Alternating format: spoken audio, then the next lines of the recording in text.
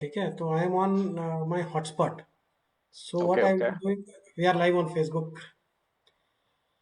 So good evening all, this is 5 p.m. again, and although we have a little unstable network because I'm on hotspot today, however, we have joined in at the right time so that we don't keep you waiting. So welcome all to this Gyandeep session, and it's always a pleasure to meet those people who've been there and done that, who faced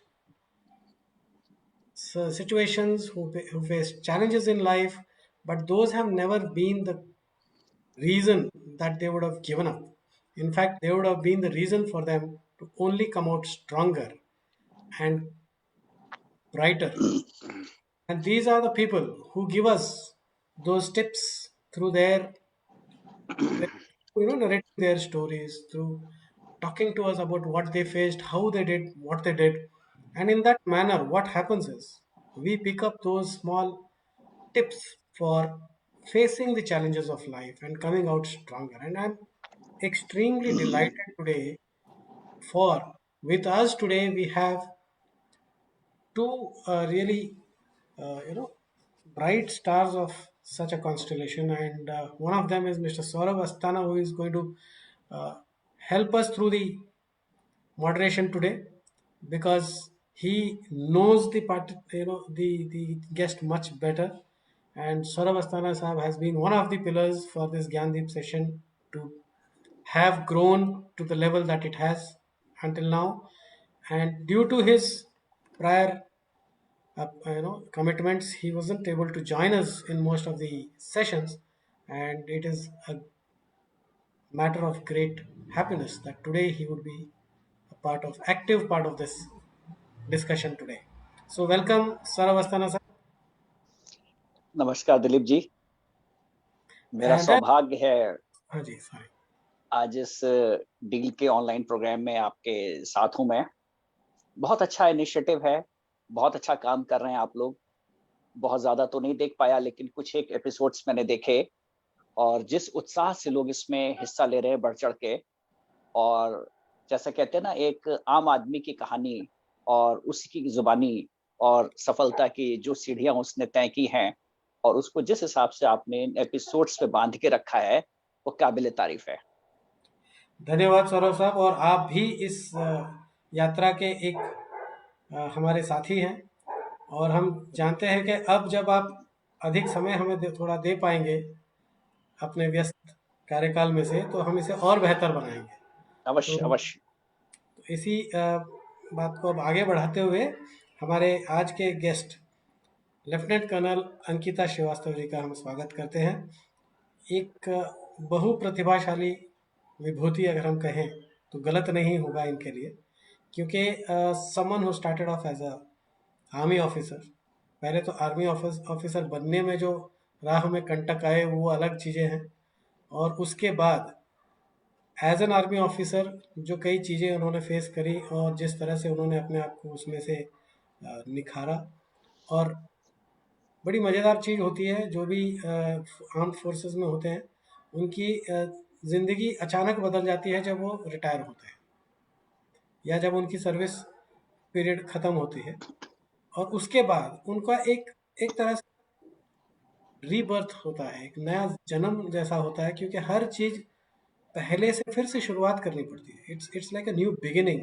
जी, जी। And and at that age you are beginning parallel to those who have already gone a few steps ahead. लेकिन it's the beauty of the armed forces, और जो वहाँ पे सिखाया जाता है और जो वहाँ का एक डिसिप्लिन व्यक्ति के अंदर आता है और एक काम करने की क्षमता जो उसमें बिल्डअप होती है, जो कैपेबिलिटी बिल्डअप होती है, one is able to go beyond all of them and prove one self better than the best. तो ऐसी ही एक विभूति lieutenant colonel Nimita Srivastava ji, the number of things that she has achieved. आप सोचें कि आर्मी आर्मी ऑफिसर जो मतलब कारगिल जैसे समय में भी आर्मी में साथ रही हो और एक्टिव पार्टिसिपेंट रही हो उन सब कैंपेन्स की, और उसके बाद हम कहें कि एक कवियत्री, फिर हम कहें कि एक लेखिका, फिर हम कहें कि एक ब्यूटी पेजेंट विजेता। अब आप कहेंगे कि ये क्या है, मतलब ये कहाँ से मेल हो रहा है, ये किस तरह का मेल है? तो ये ऐसा कुछ नहीं है, हर व्यक्ति के अंदर अनेकों प्रतिभाएं होती हैं। समय अनुसार उनको उभार कर उनका इस्तेमाल करते हुए अपने आप को हर उस क्षेत्र में चरम तक कैसे लेके जाएं, ये सीखने का अवसर हमें आज इस वार्तालाप में, इस डिस्कशन में मिलेगा, ये मेरा विश्वास है। और इसी विश्वास को आगे बढ़ाते हुए और बिना अधिक समय गंवाते हुए मैं स्वागत करना चाहता हूँ लेफ्टिनेंट कर्नल अंकिता श्रीवास्तव जी का। नमस्कार अंकिता जी, आपका बहुत नमस्कार बहुत दिलीप जी, बहुत बहुत थैंक यू, आपने मुझे इतने बढ़िया प्लेटफॉर्म पे इनवाइट किया है। एंड सबसे पहले सौरभ अस्थाना जी को बहुत बड़ा धन्यवाद कि उन्होंने मुझे आपके साथ जोड़ा। ऑफ कोर्स उन्होंने इलाहाबाद ग्लोबल कनेक्ट वाले ग्रुप से हमारे को, हम लोग एक दूसरे से जुड़े थे एंड आज हम आपसे जुड़े हैं। और आज आपके जो ये जो मुहिम आपने चला रखी ज्ञानदीप के थ्रू, जो जैसा मैंने को पता चला आपसे आज बात करके, I am really very impressed कि you are doing something for the nation. And ये मेरा हमेशा से विश्वास रहा है कि हम अगर दूसरों के लिए कुछ करते हैं तो उसमें बहुत ज्यादा सेटिस्फैक्शन मिलता है। और हमें अगर भगवान ने इतना एबल बनाया है कि हम दूसरों के लिए कुछ कर सकते हैं, तो मुझे लगता है कि इससे बड़ा और कोई नेक काम नहीं होगा। हम अपना टाइम, अपना समय, अपना ज्ञान, अपना दिशा और जो भी दे सकते हैं दुनिया को, और एक चेंज ला सकते हैं पूरे देश में। So I think this is very praiseworthy, and I really congratulate you for your mission, what you are into it. Thank you so much and yes, we are thankful to you that you could take time out for this. दूसरी बात कि जैसे कि Gyandeep session का एक purpose है शख्स से शख्सियत तक, एक वो सफ़र होता है। हर कोई व्यक्ति एक शख्स है ही, लेकिन वो शख्सियत कब बन जाता है? जब वो अपने अंदर की खासियत को पहचान लेता है और उसको उभार कर बाहर लाता है, तो वो शख्स से शख्सियत हो जाता है, क्योंकि एक खास व्यक्ति बन जाता है। तो हम ऐसे ही व्यक्तियों को यहाँ पर लाते हैं ताकि वो अपने जीवन में जो कुछ भी उन्होंने मुश्किलों का सामना किया हो, या उन्होंने जो कुछ भी ऐसा किया हो जिससे कि हर समस्या का समाधान निकला हो, या समस्या का समाधान नहीं है तो उसको वहीं पर छोड़कर आगे बढ़ चुके। Mm, ठीक है, हम कहीं ना कहीं कभी कभी ऐसा भी होता है मेरे ख्याल से कि हम समस्या के समाधान निकालने में इतने व्यस्त हो जाते हैं कि हम ये नहीं समझ पाते कि ये एक्चुअल में कोई समस्या है ही नहीं, इसके आगे भी और जिंदगी है। इसी को, इसी में हम क्यों फंसे हुए हैं, इससे निकल जाते हैं correct. तो शायद हम और आगे बढ़ सकते हैं। तो ये एक निर्णय लेना भी हर किसी के वश में नहीं होता है, या हर कोई इस बारे में विचार नहीं करता है। तो आप जैसे हम लोगों को यहाँ पर जब बुलाकर डिस्कशन करते हैं, बात करते हैं, तो समवेयर इट कम्स आउट कि these are the few mistakes probably that we could avoid, or these are the few things that we could do better so that our life is better. So we begin with your life's journey as to how it began. Of course, sometimes beginnings themselves are tough, and then continuity is even tougher at times. And then there are changes that happen, and which is very, very evident from your story. So we would want to hear it from you. Yeah. So we begin with that. And Saurabh साहब, आप मेरा जी जी, जरूर साथ जरूर। दें इसमें संचालन में, क्योंकि आज जैसे मैंने बताया आपको कि नेट मेरा गड़बड़ हो सकता है, तो मैंने आप लोगों को कमान दे रखी है, आप आगे बढ़ाइए। बहुत बहुत धन्यवाद दिलीप जी। जैसा आपने कहा, आज आप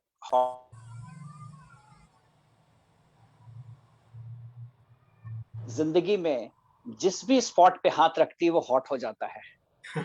उसमें अपॉर्चुनिटीज आती हैं, उसमें संभावनाएं बढ़ती हैं और भविष्य के लिए एक दिशा निर्धारित करती है, ये मेरा मानना है।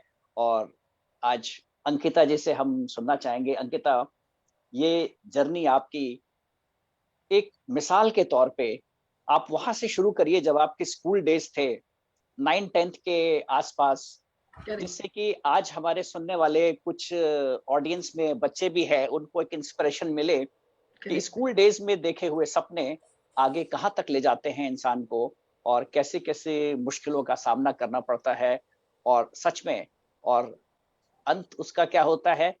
अंत तो कभी नहीं, खैर उसका एक मीडियोकर फेज, वो आप सामने एक एग्जांपल हैं। Over to you. Okay. Thank you Saurabh जी।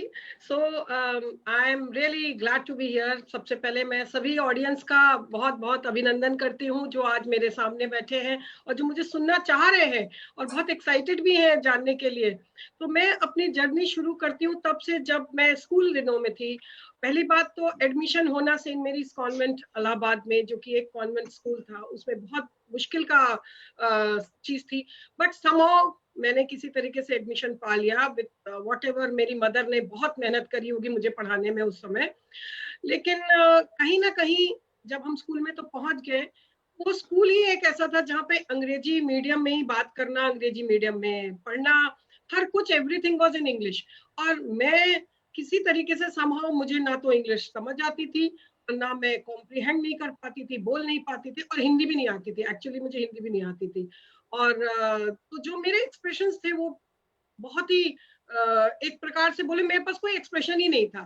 तो मैं लिखने लिखने के लिए तो ऑब्वियसली एक्सप्रेशन चाहिए ना, आपका एक्सप्रेशन दिमाग में है लेकिन आप उसको व्यक्त कैसे करोगे। तो मैं हर बिल्कुल हिंदी बिल्कुल हिंदी के पेपर में भी फेल होती थी और इंग्लिश के पेपर में भी फेल होती थी। और फिजिक्स और मैथ्स में बात कर नहीं सकते तो मेरे को बात करना ही नहीं आता था बेसिकली। तो मैं बिना बात के ऐसे ही चलती जा रही थी। एंड इट सो हैपेंड कि मैं 7th क्लास में आके मुझे एक्चुअल में फेल कर दिया गया। मुझे क्लास मिली ही नहीं, 8th क्लास में मुझे जाने का मौका ही नहीं मिला। तब मुझे बहुत बड़ा झटका लगा कि अरे, मुझे तो इंग्लिश नहीं आती और हिंदी नहीं आती, और मैं ये दो चीजों के कारण मैं फेल हो गई हूँ। मेरे साथ के साथी सभी आगे चले गए हैं। तो वो जो शर्म, ग्लानी और वो जो क्या क्या नेगेटिव इमोशंस होते हैं एक 7th क्लास की लड़की के लिए, वो सारे मैंने झेले हैं। वो सारे मैं उन लड़कियों के सामने जाना ही नहीं पसंद करती थी जो मेरे साथ में थी और वो आगे चली गई है और मैं जो नए बच्चे आए हैं उनके साथ भी बैठना पसंद नहीं करते। नेचुरली वो मेरे को पहले ही आउटकास्ट कर दिया था कि ये तो फेलियर लड़की है। एक होता है स्कूल्स में, ये बहुत बड़ा टैबू माना जाता है कि आप एक फेलियर क्लास के बच्चे हो तो आप पीछे बैठते हो बेंच पे। अब सबसे बड़ा टास्क तो ये था कि पहले तो अभी पास होना है, दोबारा पास होना है, दोबारा फेल नहीं होना है ना। तो उसको दोबारा पास होने के लिए क्या करना है, तो मैंने फिर इंग्लिश की ट्यूशंस करी। स्कूल एक मिसेस मैसी थी सेंट जोसेफ्स की, मेरी मदर मुझे वहां लेके गई। मैंने वहां से इंग्लिश पढ़ना शुरू किया। एंड मैं खैर मेहनती बहुत थी, तो मुझे जब एक दिशा मिल गई तो फिर मैंने मेहनत करनी शुरू करी। और 7th क्लास, इनफैक्ट जब मैं 9th क्लास का जो मुझे रिजल्ट मेरी क्लास टीचर दे रही थी, 7th में तो जैसे मैं पास हुई अच्छे ही मार्क्स से, दोबारा मैं पास हुई हूँ, 8th में भी बहुत अच्छे, एंड 9th में आई हैड आई थिंक 86 से कम मेरे मार्क्स किसी भी सब्जेक्ट में नहीं थे। तो जो मेरी टीचर मुझे रिपोर्ट कार्ड दे रही थी तो उन्होंने बोला from log cabin to White House. उस वक्त मुझे ये बिल्कुल मतलब नहीं मालूम था कि ये क्या बोल रही हैं। तो उन्होंने मुझे बताया कि एक लॉ कैबिन एक छोटा सा, एक जहाज में एक छोटा सा कमरा होता है, एक समझ लीजिए एक आउट हाउस की तरह, एक सर्वेंट क्वार्टर टाइप समझ, एक बहुत ही ऑर्डिनरी कमरा होता है। To White House everybody knows it is the USA के प्रेसिडेंट का। तो that was the leap I took. And share मेहनत, मैंने कैसे अपने आप को घर में हर दिन इमेजिनरी ऑडियंस के सामने बोलना शुरू किया, इमेजिनरी लोगों के सामने मैंने इंग्लिश में बात करना शुरू किया। That is how I practice the expression of English. And एक ऐसे परिवेश में घर में थी जहाँ लड़कियों को बोलना अलाउड नहीं होता है। ऐसे में परिवेश में थी कि जहाँ बहुत ज्यादा आप खुल के बोल नहीं सकते, आप बहुत ज्यादा चुहलबाजी नहीं कर सकते। पिताजी, जो कि घर में जनरली पिताजी लोग ही अंग्रेजी में बात करते हैं, माताजी लोग तो बात ही नहीं करती। So my mom could not speak in English. Father से बात ही नहीं अलाउड है, मतलब कर ही नहीं सकते। वो एक जो होता है ना कि हम कैजुअल बात नहीं कर सकते थे। I was always formally talking to my father, मतलब काम की बातें, ये करवाना है या ये कर दीजिए, हाँ जी, यस जी, ओ जी, बस यही सब बातें होती थी। We never expressed our emotion. तो मैंने तो सीखा ही नहीं, प्रैक्टिस ही नहीं हुआ।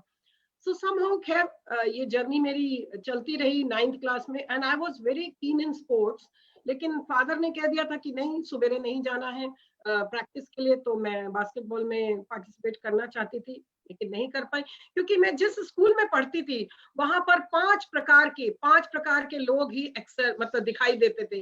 या तो स्पोर्ट्स पर्सन, या पढ़ाई में बहुत अच्छे, बहुत ही अच्छे, या फिर एक्स्ट्रा करिकुलर एक्टिविटी, या बेहद सुंदर, या बेहद अमीर।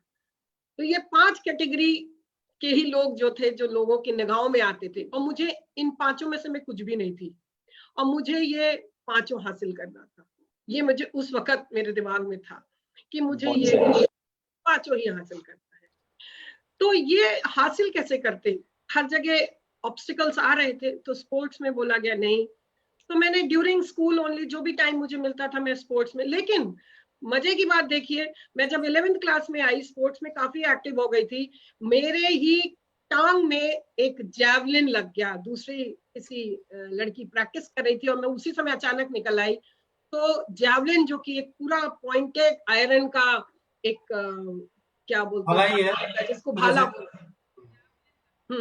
तो हम्म। वो भाला मेरे पैर में जाके लगा और मेरा पूरा फ्लैश निकल आया था काफी सारा। तो ऑब्वियसली उसको हीलिंग में कितना टाइम लगा होगा। मेरी माँ ने तो बोला लड़की है, लड़की की टांग चली जाएगी, अब उसकी शादी कौन करेगा। मतलब बहुत तमाशा हुआ घर में। मतलब स्पोर्ट्स क्यों करते हो, क्यों नहीं किया, बहुत ज्यादा तमाशा हुआ। खैर उस दिन के बाद मेरा वो स्पोर्ट्स भी खत्म हो गया, क्योंकि आई वॉज हर्ट एंड मैं पार्टिसिपेट नहीं कर पाई काफी चीजों में। But I didn't give up. मैंने बोला कोई नहीं, कुछ और देखते हैं। वही जैसे आपने कहा ना, जिस चीज को हम समस्या को समस्या समझते हैं उसी पे हम भिड़े रहते हैं। जरूरी नहीं है कि उसी के ऊपर भिड़े रहे, हम बगल से निकल के दूसरा काम भी कर सकते हैं। तो then I started participating in debate.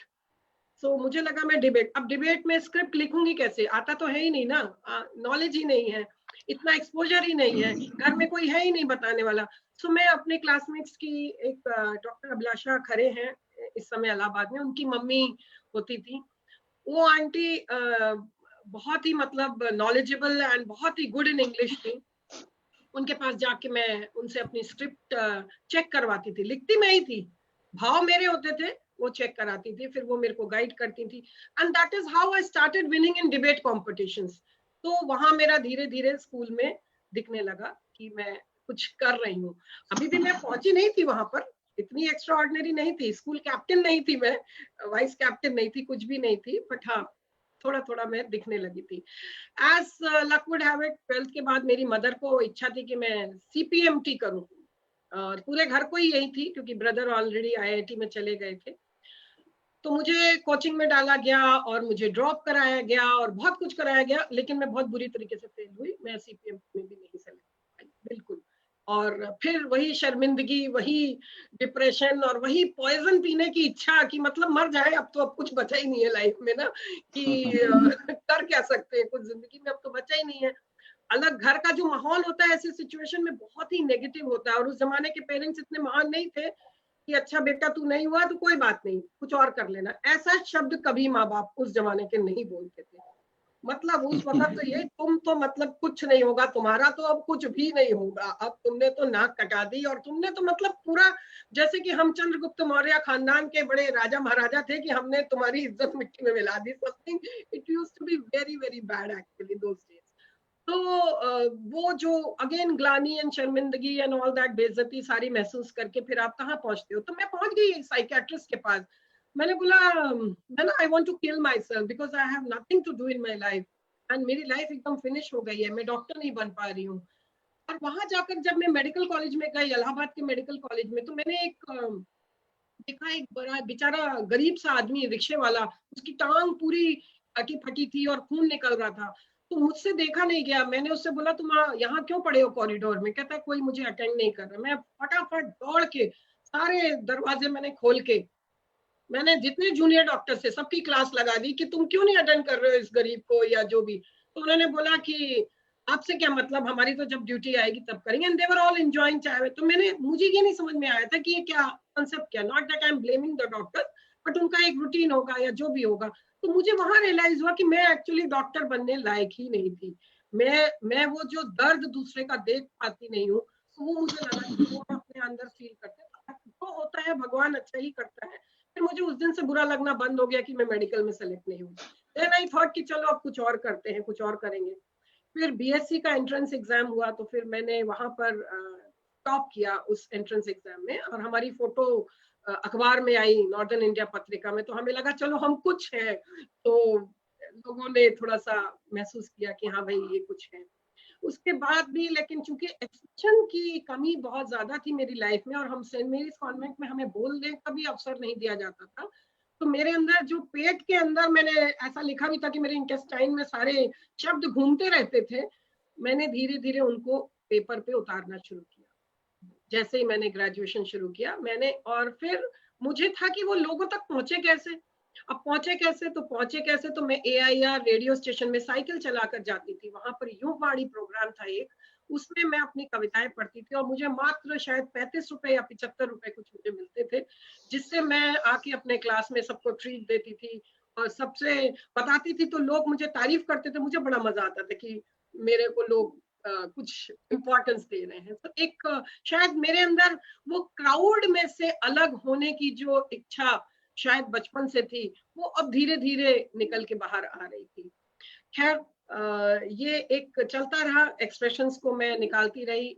इसी दौरान कहीं किसी ने बता दिया कोई कॉन्टेस्ट हो रही है अमेरिकन पोइट्री एंथोलॉजी में, तो वहां कुछ डॉलर्स देने पड़ेंगे, अगर छप जाएगी तो आपको बुक खरीदना पड़ेगा। डॉलर तो खैर था ही नहीं, पिताजी और माताजी ने मना ही कर दिया कुछ नहीं मिलेगा। फिर भी मैंने पोएम भेज दी and as luck would have it मेरा पोएम सेलेक्ट हुआ और उन्होंने छापने के लिए बोला कि हम वर्ल्ड में से इतने कुछ डॉलर मांगे होंगे, $10 $15, तो आप दीजिए तो आपकी पूरी फोटो और आपका पूरा आएगा, तो हम आपको फिर एक बुक भेजेंगे वही वाली छपी। तो मैंने जवाब ही नहीं दिया उनको। अब आई डोंट नो वेदर छपी या नहीं छपी या छाप के उन्होंने वहीं रख ली, I don't know, but I was very happy कि मेरी पोएम वहां जाके सेलेक्ट हुई है। सो ये एक मेरे लिए छोटे छोटे बड़े अचीवमेंट्स थे। इस दौरान जब मैं ग्रेजुएशन कर रही थी, मुझे ये समझ में आ गया था, मेरे घर वालों ने बिल्कुल तैयारी कर ली थी कि इनकी शादी करनी है, क्योंकि ये तो जीवन में कुछ बन नहीं पाएंगे, दहेज का अरेंजमेंट है नहीं। और जिस फैमिली में हम पैदा हुए थे उस जमाने में, शायद इस श्रीवास्तव कल्चर में मेरे ख्याल से यही था कि बस दहेज जोड़ो और शादी कर दो। तो माता पिता को तो, मम्मी पापा को तो बस यही था कि इनकी तो अब कुछ और हो ही नहीं सकता। और मुझे इस बात से बेहद चिढ़ मचती थी जैसे ही मेरी शादी की बात होती थी। तो मैंने ऐसे बड़े ही कांड किए हैं कि जैसे लड़का आता था मैं भाग जाती थी कहीं ना कहीं से, इधर भाग जाती थी या उधर भाग जाती थी, या लड़के वाले आए तो मैं काजू की मिठाई जो रखी जाती थी मैं वही पूरी खा जाती थी, ताकि वो लोग को काजू की बर्फी ना मिले और वो नाराज होकर चले जाए। सो मैंने ऐसी बड़ी शैतानियां करी अपने को बचाने के लिए, जिससे मेरी शादी तय ही ना हो पाए किसी भी तरीके से। खैर वो समय ऐसा था, धीरे धीरे निकला। एंड तभी 1992 में मेरे ब्रदर ने बताया कि आर्मी में लड़कियां जाने लगी हैं, अभी शुरू हुआ है। That was the first batch, actually शुरुआत हुई है। And I was in BSc third year तब तक। और मुझे लगा मैं एक उड़ान सीरियल बहुत देखती थी उस समय। आपको अगर पता होगा, उड़ान सीरियल बहुत ही ज्यादा, मतलब कल्याणी जिसमें आती थी, और वो कल्याणी बिलीव मी वो मेरे अंदर रहती थी हर दिन रात भर। मैं अपने पापा को परमिशन मेरे को मिलती नहीं थी, let me tell all you children, मुझे कोई परमिशन नहीं थी दूरदर्शन देखने की, लेकिन मैं पापा से अपने परमिशन लेके सारे दिन का सबका काम करके और घर का भी काम करके, पूरे घर का काम जिसमें झाड़ू पोछा भी इंक्लूडेड था, घर के काम में पानी भरना भी इंक्लूडेड था, बाथरूम की तरफ का मुझे भरना था, किचन की तरफ का मेरे ब्रदर को भरना था। जब हम भर लेते थे तब शाम को ओके रिपोर्ट देते थे कि हमको आप थोड़ी देर के लिए ये उड़ान सीरियल देखने दीजिए बस। तो वो जो हम उड़ान सीरियल अपने सामने दूरदर्शन रखा होता था और हम जमीन में बैठते थे एक बोरी बिछा के और बैठ गए और बस देख लिया कि बस किसी तरीके से वो सीरियल देख ले। वो सीरियल ने मेरे दिमाग पे बहुत ही बड़ा इम्पैक्ट किया है, बहुत ज्यादा। The way she used to tie her belt, the way she used to wear her P cap, the way she used to take her cane in her hand, it went into my blood. एकदम मतलब वो मेरे blood के अंदर ऐसा बैठ गया कि वो मेरे को सीन कभी आंखों से निकलता ही नहीं था। मैं हर रात सोती थी कल्याणी को अपने अंदर लेके, हर रात। और बस जैसे ही ये मौका मुझे मिला कि आर्मी में लड़कियां जा रही हैं, तो मुझे लगा I wanted to become an IPS officer. मगर उसी दौरान जैसे ही मैं तैयारी करने लगी थी, ये जब आर्मी का आ गया, I said this is something very more difficult and different, now let me try. And बस फादर को बोला कि SSB देना है, जाने दीजिए। तो फादर ने, आपको क्या लगता है, बोला होगा हाँ चले जाओ ये तुम्हारे लिए नहीं। उन्होंने बोला बिल्कुल नहीं, ये तो लड़कियों के लिए है ही नहीं। कौन सी लड़की गई है, कौन, नाम बता दो एक भी लड़की का। अब नाम कम, इलाहाबाद में कोई लड़की हो जो गई हो फौज में मेरे से पहले या जस्ट गई हो तो मैं बताऊं, मेरे को तो कुछ पता ही नहीं था, थी भी नहीं। फादर ने कहा नहीं मेरे को एक, अब इलाहाबादी कल्चर क्या है कि आपके चारों ओर जो हो रहा है वही आपका एक कल्चर है, क्योंकि आप नेचुरली जिस शहर में रह रहे हो, मैं बड़े शहर में तो रह नहीं रहते, तो सब था। मुझे एक लड़की लाके दिखा दो इलाहाबाद की जो गई हो, जिसने ये काम किया हो। हम लाए कहाँ से, क्योंकि कोई था ही नहीं। फिर भी हमने कहा चलो पापा हमें कोचिंग करा दीजिए। वहां पर कोचिंग तो होती ही थी, बॉयज की तो होती ही थी। फादर ने बोला नहीं, कोई कोचिंग नहीं होगी।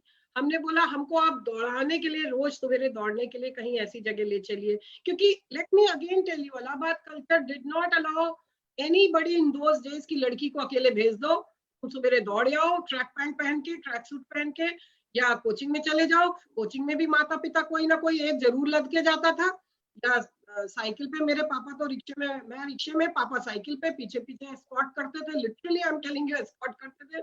बिल्कुल वो जो आजकल दिल्ली के शहर में वो जो बाउंसर्स होते हैं, सो लाइक अ बाउंसर ही my father used to escort me everywhere. अब आप सोचिए ऐसे सिचुएशन में आप कहाँ जाओगे। सो जब सिचुएशन इतनी ज्यादा डिफिकल्ट हो गई और मुझे मेरे लक्ष्य को पाने में मेरे को दिखने लगा कि it is very difficult, I didn't give up. मैंने हार नहीं मानी। मैं सुबह 4 बजे उठ के, वो जो एक स्क्वायर छत होती है, इलाहाबाद के जो घर थे गलियों वाले, मेरा गली में ही घर था, तो एक स्क्वायर छत थी, तो उस छत पे मैं जाके 4 बजे एक इमेजिनरी ट्रैक बना के मैं डेली सवेरे दौड़ती थी। डेली सवेरे 4 बजे से 5, जब तक लोग जग ना जाए, लोग दिखाई ना देने लगे, मैं दौड़ती रहती थी। Why? Because I wanted to bring agility in my body. मुझे ये समझ में आ गया था SSB में agility is very important. Since I was not in sports because I had a javelin. So last 4 years से तो मैं sports में थी ही नहीं। इलाहाबाद यूनिवर्सिटी में कोई स्पोर्ट्स का कुछ था ही नहीं, सीन ही नहीं था। मैं एक 24-year-old गर्ल, अब आप सोचो छत पे दौड़ रही है सवेरे सवेरे, लोग क्या कहेंगे, अगेन वही लोग क्या कहेंगे। तो मैं 4 बजे से 5 बजे के बीच में दौड़ती थी। And I bought a book for SSB, जिसको मैंने बैठ के पढ़ा। एक घड़ी लगा के, एक जो अलार्म घड़ी होती है, उसमें 3 मिनट 2 मिनट का टाइमर लगा के I used to solve all the questions all by myself with no guidance. And because मैंने ठान लिया था जाना तो है बेटा इसमें, पहुंच एक बार, मतलब पूरे जी तोड़ से तैयारी तो करने जा। और nobody was in the army in my house because nobody was there, तो मैं किसी से गाइडेंस ले भी नहीं सकती थी। खैर फादर ने बोला कि SSB नहीं जाना है और तुम्हारी हम शादी तय कर देते हैं। तो मेरी एक शादी भी तय हो गई, किसी अगेन ऐसे ही दौरान में ही मेरी किसी से शादी तय हो गई।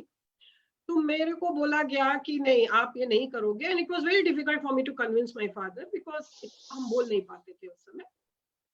देन मैंने फिर दिमाग लगाया, अगेन ऑब्स्टिकल को कैसे क्रॉस करा जाता है, ये मैं आप लोग को सबको टेक्निक बता रही हूँ। मैंने उस लड़के को, जिस लड़के से मेरी शादी तय हुई थी, मैंने उसको बोला, ओए बाबा तू मेरे पापा को बोल दे कि मेरे को जाने दे, if you want to marry me. मैंने उसके ऊपर कंडीशन लगाई। So because he really wanted to marry me, उसने जाके मेरे फादर को बोला कि प्लीज अंकल जाने दीजिए इसको SSB में, इसकी इच्छा पूरी हो जाएगी। एंड होगा तो है नहीं इसका, लेकिन एटलीस्ट इसको इच्छा पूरी हो जाएगी। तो मेरे फादर ने उनकी बात को रखते हुए, क्योंकि अभी भी हिंदुस्तान में दामाद suppose to be big thing, suppose to be the I don't know GOC or the commander, I don't know what दामाद का क्या स्टेटस होता है हिंदुस्तान में, नॉर्दर्न इंडिया में तो बहुत ही है। तो होने वाले दामाद ने जब कह दिया तो मेरे फादर ने तुरंत मान लिया। एंड मुझे thanks to him I was allowed to go to SSB।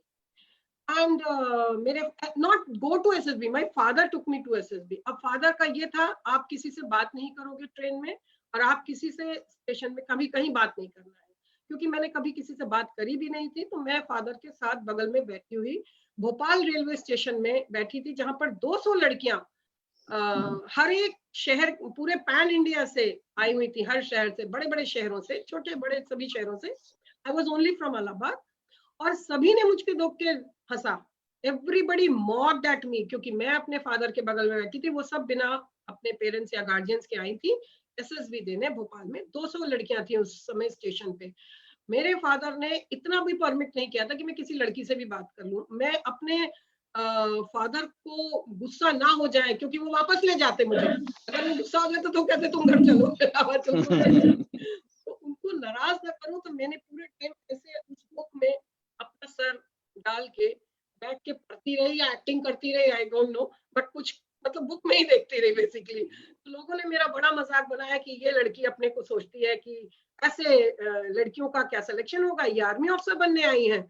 ये जो कि फादर लेके आए हैं, छोटे शहर की है, ये क्या बनेगी। बहुत मजाक उड़ाया गया उस दौरान मेरा, बट मैं चुप रही, क्योंकि लक्ष्य क्या था। ये लक्ष्य नहीं था कि अभी इन लोगों को चुप कराना है। लक्ष्य क्या था, आर्मी ऑफिसर बनना है। लक्ष्य क्या था, एसएसबी क्वालिफाई करना है। So I was preserving all my energies and focusing myself on the target. This has been my strategy always in my life, and this I've been so blessed by God कि ये मेरी strategy हमेशा काम आती गई और अब तक काम आती है। So जब रिजल्ट आया, एसएसबी जब हुआ, I was 6th in the merit all India, 6th position out of 25 girls pan India. There were just 25 vacancies and I was 6th. Very nice, बहुत बढ़िया। Thank you. So I was, and वही लोग जिन्होंने मुझ पे मजाक बनाया, वो खुद आके मेरे को बोल के गए कि we never thought. So एक और चीज मैं आप लोग को सबको सिखाना चाहती हूँ। एक और मेरी स्ट्रैटेजी रही है, ये भी भगवान का ही दिया आशीर्वाद है कि मेरी स्ट्रैटेजीज बनती गई। I have never overplayed in my life. I have always underplayed. I have always underplayed and I have looked like the most least threatening contestant to the other person. और यही मेरे को जीत कराता है। जहां मैंने फन्ने खा, मैंने देखा है लोग बहुत बड़े फन्ने खा बनते हैं। अगर हमें फन्ने खा बनने का ऐसे लगेगा तो आपकी जीत तब निश्चित नहीं है, क्योंकि लोग आपको समझ जाते हैं कि आप एक कॉम्पिटिटर हैं, आपसे थ्रेटन फील करते हैं। और अगर आपको थ्रेटन फील करेंगे आपसे, तो क्या करेंगे, सबसे पहले वो आपको काटेंगे, वो आपको नीचे से ऊपर से दाएं से बाएं से काटेंगे। So when you are in such a situation जहां पे कंपटीशन हो रही है, जहां कंटेस्टेंट्स बैठे हैं, जहां आपको विनिंग करनी है, the main strategy is underplay. When you underplay, then your enemies are less. They don't काटो you इधर उधर से कि आपको फिनिश करें। एंड आप क्या है, एक पैराबोला बनाते हो और आप लॉन्च करते हो अपने को एक मिसाइल के रूप में वहां पर जहां आपका टारगेट था। So these are my learning. So यहाँ के बाद जब हम निकले तो मैं आर्मी में चली गई, लेकिन अभी भी obviously then I was the first girl from Allahabad to join Indian army. And मेरे घर में सारे न्यूज़पेपर वाले और सारे मीडिया वाले आ गए थे। तब मेरे फादर को खैर बहुत प्राउड फील हुआ। देन ही रियलाइज की व्हाट टेंशन। एंड ऑब्वियसली मैंने शादी तो करी नहीं, मैं तो भाग गई ट्रेनिंग में ज्वाइन करने। उनको भी थैंक यू बोल दिया कि चलो आपने मेरा इतना साथ निभा दिया। But life in the army was not easy because I was from the initial batch. I was from the third batch of lady officers, male officers and the male counterparts. हमारे जो भी थे, they were not ready to accept us in their folds. Because एक male dominated profession रहा है वो हमेशा से, सदियों से। और हम एक नई एंट्री पहुंचे एज अ वुमन। नो, हमें तो सबसे पहले प्रूव करना था कि हम वुमन ही नहीं है। The moment I learned कि यहाँ पे अगर मैंने वुमन अपना दिखाया तो यहाँ पर मेरे सबसे ज्यादा एनिमी बन जाएंगे। People will all go against me. I cannot play my woman card at all. So मुझे यहाँ पे सबसे पहले अपने को कन्वर्ट करना है from a woman to a man. I have to be like them. मुझे इनके साथ ही दौड़ना है, इनके जैसे बिहेव करना है, इनसे जैसे बात करनी है। इवन पैंट शर्ट जो कि यूनिफॉर्म होती है हमारी, जो कि एक हर परेड की यूनिफॉर्म होती है, पार्टी में भी हम लोग पैंट शर्ट्स पहनते हैं। तो उस पैंट शर्ट जो कि व्हाइट कलर की शर्ट एंड ब्लैक कलर की पैंट एंड एक पट्टा होता है जिसको 6 ब्रावो ड्रेस बोलते हैं। Even dancing in that uniform भी मैंने सीखा like a man. I converted my self completely from a girl, or rather girl bolo ya tomboy bolo, I became a man actually. For 14 years I was proving to the nation that I'm not a woman. And in these 14 years मेरी जो personality में changes आ गए, मेरी exterior personality, मेरी interior personality, to survive myself and to excel, not only survive, to excel in my chosen field. I gave up so many things. अपने बहुत सारे आराम, बहुत सारे अपने गर्लिश चीजें, अपनी बहुत सारी वुमनिश चीजें, बहुत सारी चीजों को मैंने गिव अप किया टू एक्सेल, सो दैट कोई nobody points out a finger, अरे ये तो लड़की है, ये क्या करेगी, ये कहाँ से आ गई, ये मुझे सुनना नहीं था। तो मैंने हर वो काम किया जिससे मेरे को कहीं पे भी एक उंगली पॉइंट आउट नहीं करने पड़े कि आप रात में अगर एक्सीडेंट हो गया या कहीं कोई आग लग गई, या जैसे मैंने बताया था एक एपिसोड पाइथन आ गया, या कोई भी गोरखालैंड ने अटैक, गोरखालीज ने अटैक किया मेरे सीनियर ऑफिसर पे, तो मैंने उन्हें बचाया with a kukri. I used to move with a kukri in my shoes. मेरे नीचे जो बूट्स होते थे उसके अंदर मेरी खुकरी हमेशा छुपी रहती थी वहां पर। So with the help of that khukri मैंने सेव किया था एक बहुत सीनियर ऑफिसर को। So why I am trying to tell you all this कि मैंने कहीं पे भी ऐसे नहीं किया कि नहीं मैं तो लड़की हूँ, मैं कैसे जाऊंगी या मैं नहीं कर सकती। So I have never adapted myself to the requirement of my Olive Green organization, and I survived, I excelled, and I'm very happy today कि मैं जब भी सोचती हूँ उन दिनों के बारे में तो मुझे बहुत फक्र होता है, मुझे बहुत प्राउड फील होता है कि मैं ऐसा कुछ कर पाई। I could create footprints even there.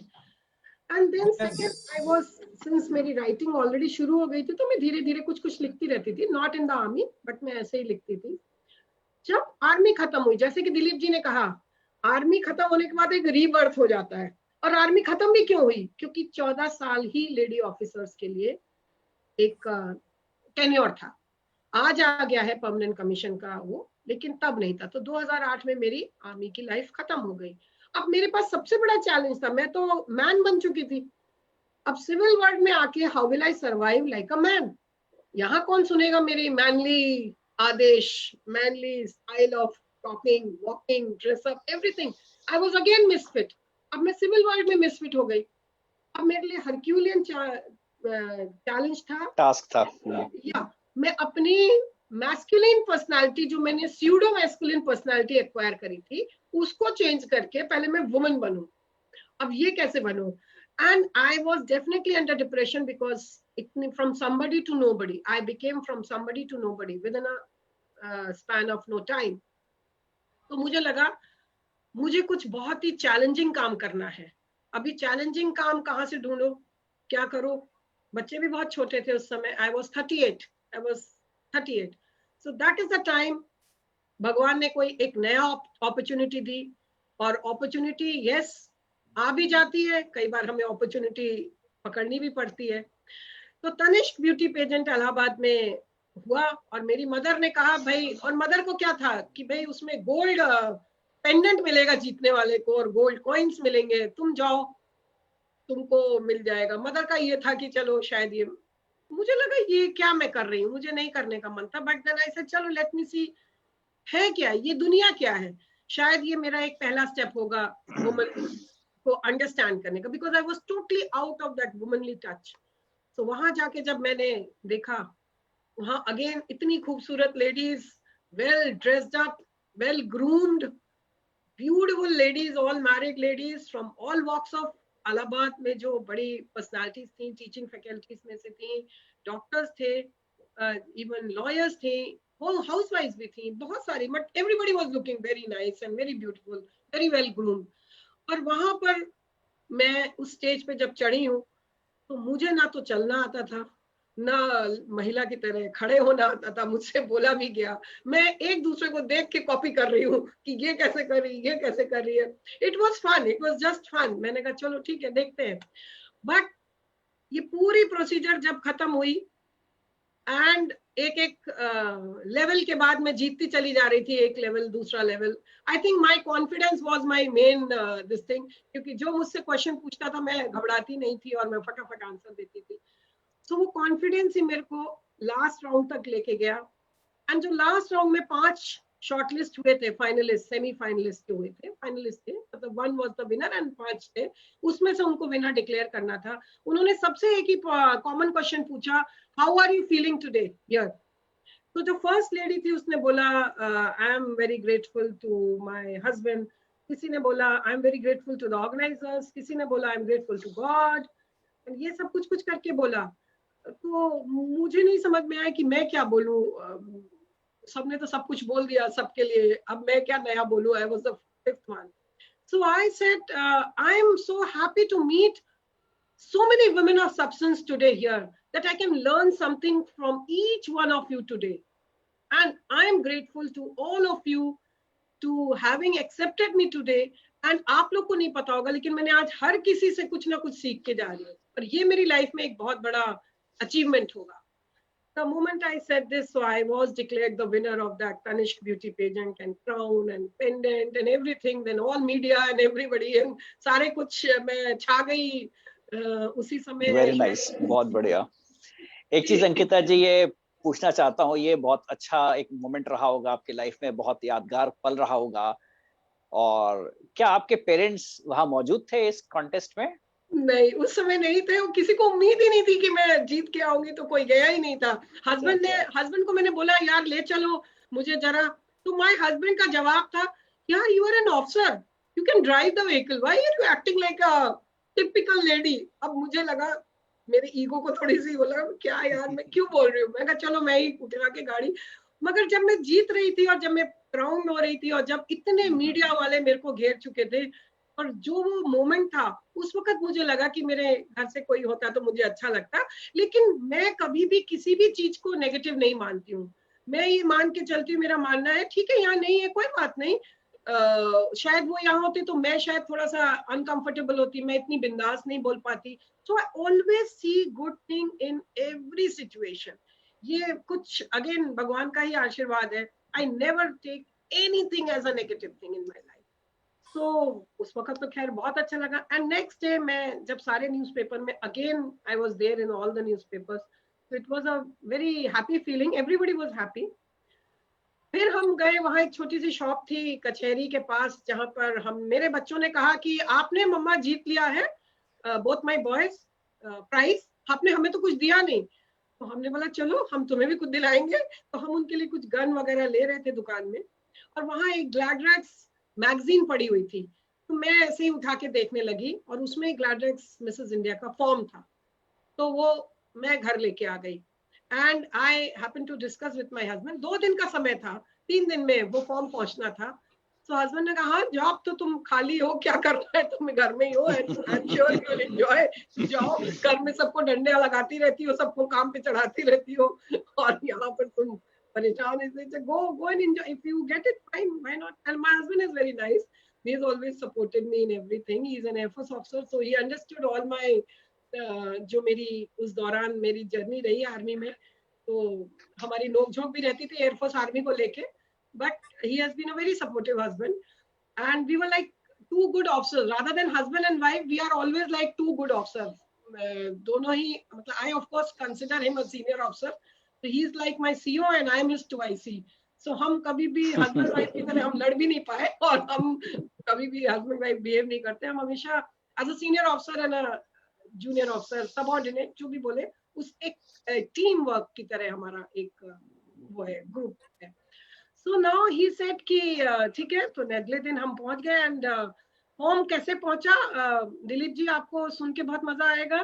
Colaba में एयरफोर्स स्टेशन है, शायद आपको पता होगा, वहां पर मेरे हस्बैंड ने पहले फॉर्म भिजवाया, वहां से कोई सार्जेंट को पकड़ा गया, वहां से वो लेके वडाला पहुंचे, मतलब किसी तरीके से मेरा फॉर्म एग्जैक्ट लास्ट मिनट पे 9 बजे पहुंच गया रात को वहां पे। And out of 2000 contestants pan India, 22 were shortlisted finally after 2-3 rounds of preliminary rounds and all, and I was one of the 22 to walk the beauty pageant ramp of GladEx Mrs. India in Mumbai in 2009 in Vadala, and great और वो भी मेरे लिए again, यहाँ जिस इंसान को lip liner और आई लाइनर का अंतर नहीं पता, जिस इंसान ने कभी कॉस्मेटिक नहीं लगाया, कुछ पता ही नहीं कि ये क्या चीज है, इलाहाबाद में जैसे हम लोग बड़े हुए उसमें तो नेचुरली हमारे लिए तो कुछ लागू ही नहीं था कि आप कुछ खरीद के लगा सको। Father has been very strict. Then I was in school and then army में, देन तो वो कोई मतलब संबंध ही नहीं था किसी भी चीज से, इन चीजों से। पहली बार मैं वहां जाकर हर चीज को देखा, और एक बच्चे की तरह at the age of 38 I learned everything again, I underplayed over there, I was the least threatening contestant for anybody, तो हर किसी ने मेरी मदद करी। यहाँ पे ये स्ट्रैटेजी इतनी काम करती है, जब आप लीस्ट थ्रेटनिंग होते हो आपको सभी आके सिखाते हैं, आपको सभी सोचते हैं इसको सिखा दो कुछ ना कुछ, क्योंकि ये थ्रेटनिंग नहीं है। और वो सीख जो आपको मिलती है फ्रॉम योर ओन कंटेस्टेंट, जब अगर आपने उसको स्मार्ट हो तो you will adapt immediately. And then exactly I was declared most vivacious winner of that pageant में मेरे को एक सब अवार्ड मिला, जो कि मोस्ट वाइवेशियस वुमन का अवार्ड है 2009 का। जब इस दौरान भी बहुत सारी चीजें, बहुत बड़े स्ट्रगल हैं, और इन स्ट्रगल को मैंने अपनी किताब में लिखा है, from olive green to a beauty queen, क्योंकि कपड़े का ज्ञान नहीं, फैशन का ज्ञान नहीं, चीजें भी नहीं है, सबसे बैग बोरो एंड स्टील करके तो मैं कपड़े लेके गई थी। मेरे पास तो कोई थे भी नहीं, किसी ने कुछ दिया, किसी ने कुछ दिया, किसी ने, मतलब सबने मेरे को बोला कि नहीं ये ले जाओ, मेरा ये ले जाओ, क्योंकि इलाहाबाद जैसे शहर में तो था भी नहीं, कुछ मिल भी नहीं रहा था। कोई भी आइटम जो उन्होंने लिस्ट लिखी थी मेरे पास था ही नहीं। और जब मैं वहां पहुंची तो मैंने देखा हर कंटेस्टेंट इतनी तैयारी से आया है, हजारों रुपए के कपड़े लेके आया है। मेरे तो सारे ही कपड़े मांगे हुए थे, एक भी कपड़ा मेरा नहीं था, मेरे सारे कपड़े मांगे हुए। और मिसेस मॉरिन वाडिया ने मेरे को बोला, एक हमारा लहंगा था कि इसका, आप जैसे आप समझ रहे होंगे ना, एक नाड़ा होता है, नाड़ा, नाड़े से हम बांधते हैं लहंगे का, जो क्या बोलते हैं, नेफा, नेफा I think we call it a नेफा, दैट लूप, जहाँ जिसके अंदर नाड़ा होता है, तो वो मेरा किसी का मांगा हुआ लहंगा था, तो वो बांधना था। So Mrs. Maureen Wadia said, no, this cannot work. आप इसमें इलास्टिक बैंड लगाइए, it doesn't look nice कि बांधने वाला सिस्टम नहीं होगा, आप इसको कल कर लेना। मैंने बोला हाँ कर लेंगे। I didn't do it. वो तो किसी और का लहंगा था, वो भी किसी की शादी का लहंगा था, मैं उसको कैसे ऑल्टर कर सकती थी मैं कटवा के बैंड लगा दूं, तो मुझे किसी ने दिया था, मैंने नहीं किया। I stood my ground. I said I will not do it. And उसके बावजूद भी I won the award of most vivacious woman, and it was an achievement for, I mean, I really felt good. जो सपना जो मैंने आपको बोला ना, जो 5 मैं स्कूल में देखती थी कि मैं ये भी कर लूं वो भी कर लूं, तो मुझे लगा now I have a stamp of a beautiful woman. So अब मेरे पास Gladrags Mrs India and Tanishq beauty pageant के विनर हूं, तो इसका मतलब है मेरे पास एक स्टैम्प है कि I am a very beautiful woman. तो एक कॉन्फिडेंस जनरेट हुआ। उसके बाद I was under a contract for 3 years with Maureen Wadia, but मुझे वो उस राह नहीं जाना था, because I didn't want to go in that area. I came back, I wanted to do something with my children and wherever my family is.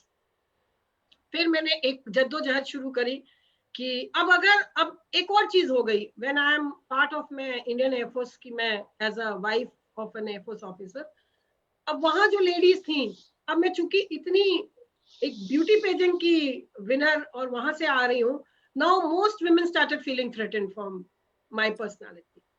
अब मुझे again बहुत मुझे एडजस्ट करना था, again I had to come down to make myself feel one amongst them, not to make them feel threatened, so that it doesn't go against the whole system, because army, air force, navy ये सिखाता है आप adapt करते हो, आप in sync में चलते हो पूरी इंस्टीट्यूशन के, you don't go against that institution. So I had to get into that alignment of जो मेरा सिंक बनाया था, तो मैंने वो भी किया। I kept on telling people there कि I am nobody, okay, I'm nobody, don't feel threatened. I started acting like that, and it was very difficult when I'm somebody, when I'm actually somebody, to act, to behave like a dumb person, not to talk, not to show off. It used to be a very difficult thing, but I could do it. ये भी एक कला है और ये भी सीखनी चाहिए हर किसी को। सक्सेस आपको वहां पहुंचा दिया, आपने वहां पहुंच गए सीढ़ी पे, लेकिन उस सक्सेस को का दिखावा ना करें, वो भी आपको सीखना चाहिए। ये So जरूरी Very being है। nice. grounded, it is important to be grounded despite achieving any heights, Yes, and it makes sense, yeah, and it is also beneficial to all, because then you get to participate wholeheartedly and you're given the platform, because as you rightly said, you are not one of the threatening participants or individuals around, hmm, and people get a chance to show off their abilities in your presence, जो कि correct, हर कोई करना चाहता है। hmm, So brilliant, I mean these were some really great learnings in whatever Very, that. yes, Dilip ji, I agree. Very nice, actually. Yeah. From an ordinary girl to bold to beautiful, and it has been a very nice journey so far. And definitely, अब अंकिता जी और आगे आपसे सुनना चाहेंगे। एक सवाल मैं सिर्फ पूछना चाह रहा था कि ये जी जी। जीवन में इतना कुछ आपने देखा और किया, तो उसके बारे में लिखने, उसके बारे में भी बताने के लिए आपके पास काफ़ी मटेरियल हो गया। तो of course I wouldn't go into depth as to what made you write things, probably you already had that in you to express yourselves in as many ways as possible, so therefore writing would have come naturally, I'm sure.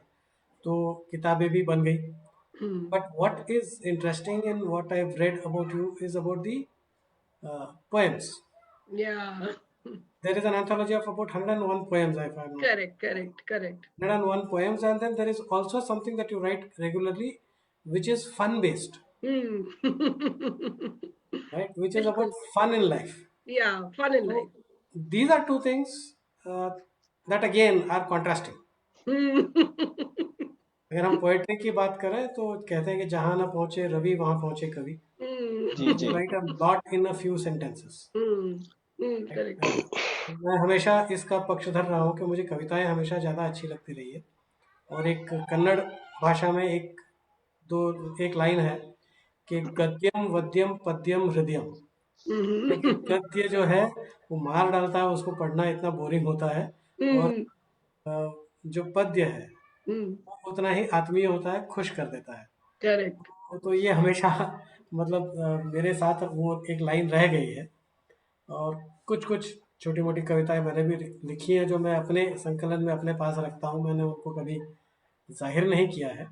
But yes, what I like always in poems is the, कहीं ना कहीं Depth. मुझे अच्छा The लगता है depth. उसका जो. हाँ, एक तो you say a lot in a few words. Correct. Correct. It also challenges you in trying to bring a lyric in the poem. मुझे Hmm. लिरिकल पोएट्री ज़्यादा अच्छी लगती है, और तुकबंदी बड़ा अच्छा लगता है, जो कपलेट्स होते हैं, जो दो लाइनें Correct. होती हैं. तो Hmm. क्या आप भी मतलब ऐसा कुछ करती हैं जो अपनी कविताएं लिखती हैं, या इज इट लाइक हाँ. द मॉडर्न पोएट्री जो अलग नहीं है? नहीं नहीं, जैसा आपने अभी ये तो चीज आपने कितनी बढ़िया पॉइंट आउट करी. ये तो मुझे अभी अभी आपने मेरे को ये एक्चुअली ज्ञान कराया. Basically I was not aware कि पोइट्री लिखना एंड ह्यूमर लिखना, they are two contrasting things. Very true. ये मैंने आज तक महसूस नहीं किया था, बट आज आपने पहली बार मुझे महसूस किया. I mean it's a learning from you also. I mean it's always a two way learning in my life. So poem is बहुत ही डेप्थ है.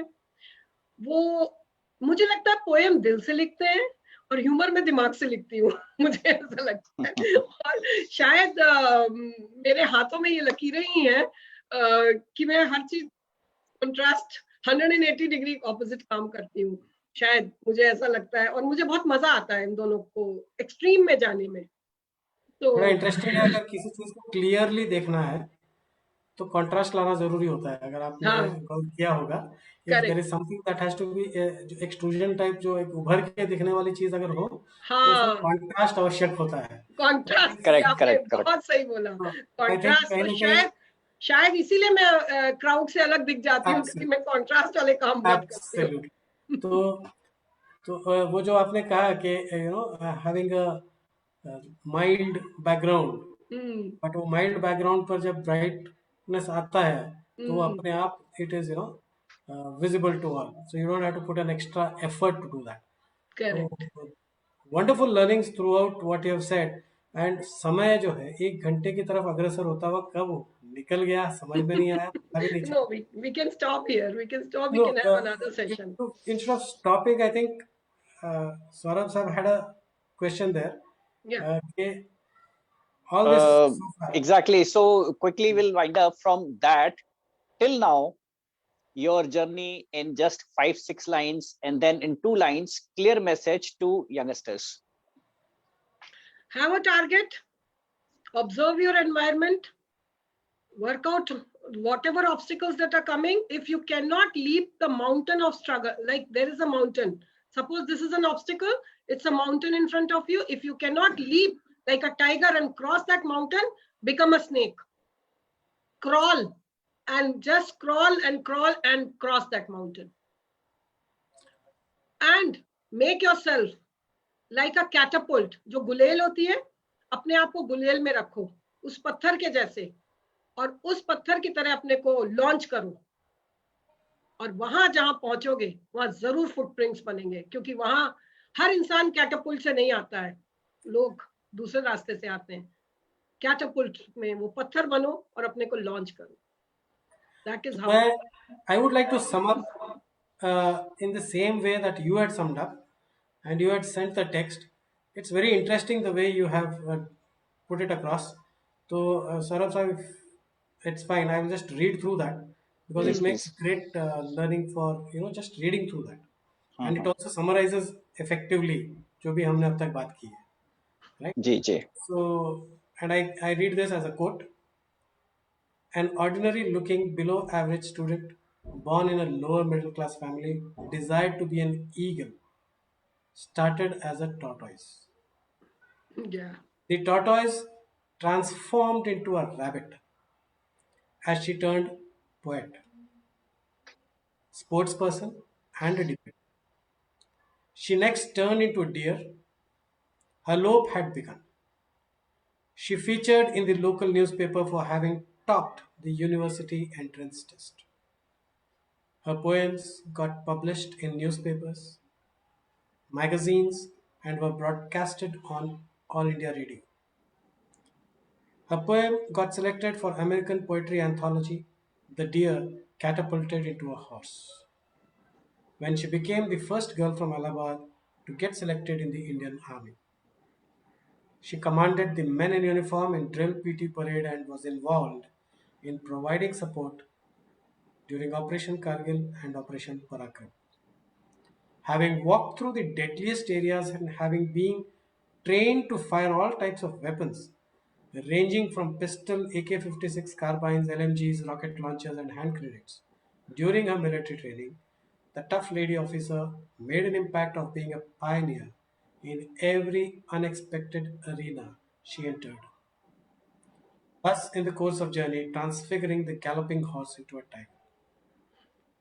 The sprinting tiger halted when the Indian Army announced that the lady officers cannot serve beyond 14 years. Now she had the Herculean challenge to exchange the acquired masculinity of a tiger with that of a demure tigress. For that, she tossed herself on the utmost feminine platform, Tanishq Beauty Pageant. She was crowned the winner. This propelled her to hurl herself in a parabolic dimension, and with only two military poses, Savdhan Vishram, known to her, she stunned the nation when she daintily walked down the ramp and won the sub-award of Most Vivacious Woman at Gladrags Mrs. India 2009. The books authored include The Pink Scarecrow and Ehsaas, 100 poems in Hindi. She has been a contributing author in anthologies titled I in Limca Book of Records, Minds at Work 3, Uppercut, Lovingly Yours, Emerald Hues, Sensible Sensualities, and Dreams Defined, Earth, Fire, and Wind. Her online published works, stories, articles are contained in Readomonia, Storyzen, eFiction, September 2018, and Indian Military Review. Her published works on Amazon, India, Kindle are Resident Pig and Visiting Ostrich, Love, The Time Game, Date with My Ex, Missed Out Romance, and Pending Kiss.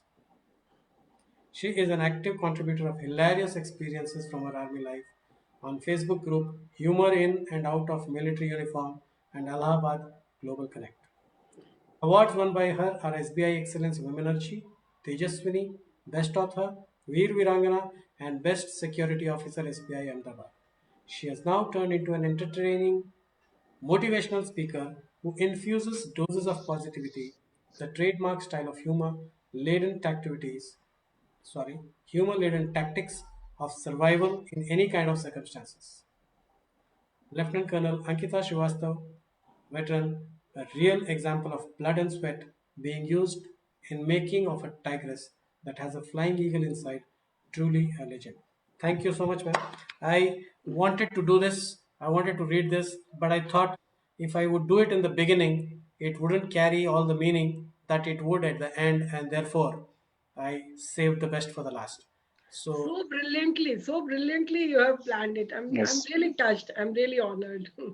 Really amazing career, Ankita. और जैसा कि आपका नाम ही बताता है कि सबके मानस पटल पे अंकित हो जाओ, ये बहुत कुछ सोच के आपके पेरेंट्स ने नाम रखा होगा और ये आप चरितार्थ कर रही हैं. ठीक है, आपको शुरू में लगा कि उनकी तरफ से बहुत ज्यादा सपोर्ट नहीं है, लेकिन उन्होंने एक नामकरण आपका ऐसा कर दिया है कि अब ये आपको बहुत बहुत ऊंचाइयों तक ले जाएगा. ये हमारी शुभकामनाएं हैं, बधाइयां हैं, और हम समय समय पे ऐसे आपसे हर प्लेटफॉर्म पे मुखातिब होते रहेंगे और आपकी उन सब अचीवमेंट्स को सराहते रहेंगे. Wish you all the best. God bless you. Thank you. Take care. Thank you so much. thank you so much. Thank you. Thank you. Bye. So Bye. much. Bye-bye.